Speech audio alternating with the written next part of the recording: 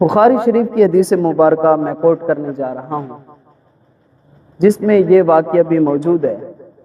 کہ جب میرے اور آپ کے پیارے محبوب صلی اللہ علیہ وسلم کی ولادت باسعادت ہوئی تو ابو لہب کی ایک لونڈی تھی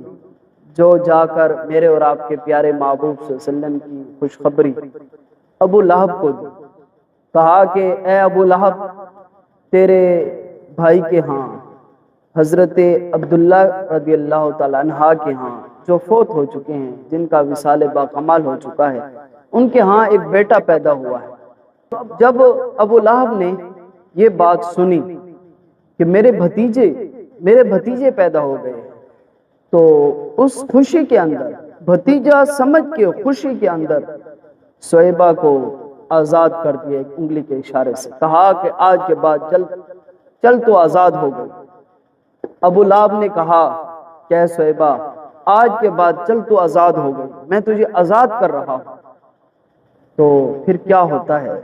جب ابو لہب جو ہے اس کی ڈیتھ ہوئی، وہ فوت ہو گیا، تو پھر کئی دنوں بعد حضرت عبداللہ ابن عباس رضی اللہ تعالیٰ عنہ کو خواب میں ملا، تو انہوں نے پوچھا کہ آپ کا کیسے گزر اوقات ہو رہا ہے؟ تو ابو لہب نے کہا کہ یہ تو میں قبر میں گیا ہوں تو مجھے خبر ہوئی کہ محمد مصطفیٰ صلی اللہ علیہ وسلم کی کیا شان ہے، کیا مقام ہے، میں نے تو دنیا میں نہیں مانا تھا، تو میں پورے ہفتے کے اندر عذاب میں مبتلا رہتا ہوں، لیکن جب سوار کا دن آتا ہے، جس دن رسول کریم سرور کائنات صلی اللہ علیہ وسلم کی ولادت باسعادت ہوئی تھی، اور جو میں نے اپنی لونڈی کو آزاد کیا تھا، جس انگلی کے ساتھ اشارہ دے کر آزاد کیا تھا، جب پورا ہفتہ گزرتا ہے، سوار کا دن آتا ہے، جس انگلی سے میں نے آزاد کیا تھا وہی انگلی سے مجھے کچھ مشروبات پلائی جاتی ہیں، مجھ پر عذاب میں تخفیف کی جاتی ہے۔ اللہ اکبر۔ ابو لہب نے صہیبہ کو اس وجہ سے آزاد کیا تھا کہ میرا بھتیجا پیدا ہوا ہے، بھتیجے کی خوشی میں آزاد کر دیا تھا، تو وہ جا کے مرنے کے بعد پتہ چلا کہ وہ تو محبوب خدا ہیں۔ اعلیٰ حضرت عظیم البرکت رحمت اللہ تعالیٰ علیہ فرماتے ہیں، آج لے ان کی پناہ، آج مدد مانگ ان سے، پھر نہ مانیں گے قیامت میں اگر مان گئے۔ تو میرے دوستو، جب ابو لہب کو قبر کے اندر ہر سوار کے دن عذاب میں تخفیف کی جاتی ہے،